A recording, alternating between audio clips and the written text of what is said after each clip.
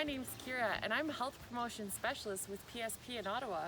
Right now I'm going to talk about why the new Canadian Food Guide has put further emphasis on plant-based protein and how you can incorporate more of this nutrient into your diet. I'll start by explaining what protein itself is in terms of nutrition. Protein is an essential nutrient, which means that our body requires it to function and to survive. Protein makes up every cell in our body, and we need protein to build and to repair muscle, tissue, skin, hair, and nails. Protein makes up things like hormones, for example insulin, and enzymes, for example digestive enzymes in our bodies. There are a variety of foods that protein can be found in, animal-derived as well as plant sources. Plant-based protein sources come from meat alternatives such as nuts, tofu, seeds, beans, and lentils. So what's not a plant-based source of protein? I'm glad you asked. Rice, coconut, and almond beverages that replace milk have negligible protein content, which means that they don't have a lot of protein and they're not a good source of protein.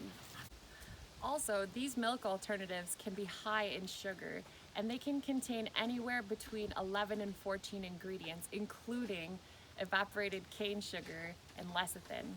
As a result, these products can be highly processed, which means that we don't know how well these added nutrients are being absorbed by our bodies.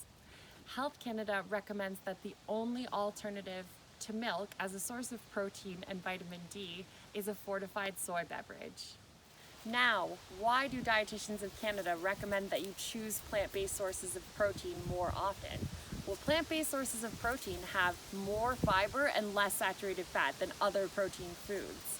Fiber helps to keep you regular, helps you feel full for longer, keeps your heart healthy by lowering cholesterol, and it helps to control your blood sugar.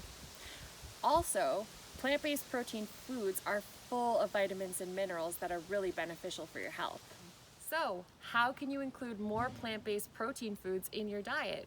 Well, the great news is that there are a lot of really tasty recipes out there that include this type of food.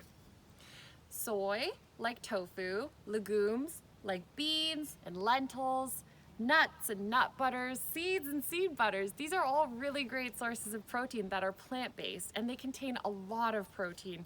For example, 3/4 cup of lentils contains 13 grams of protein. And then there's things like whole grain products such as whole grain breads, pastas, rice, barley, and quinoa. They're all sources of protein as well. For example, 1/2 cup of quinoa provides 3 grams of protein, and every little bit adds up. So go for it. Even if you're not a vegetarian, it's recommended to have one meal centered on plant sources of protein at least once a week. It can be really fun and easy to find recipes that you and your family can enjoy that include this nutrient. From personal experience, I found that when I started cooking with plant-based sources of protein, it forced me to cook with more variety of vegetables and of different and natural flavors, such as lemons and fresh herbs in my cooking. Here's a really great website that can help get you started with some recipe ideas. unlockfood.ca. Soy, what are you waiting for? I hope I've planted the seed and that you go nuts for plant-based protein.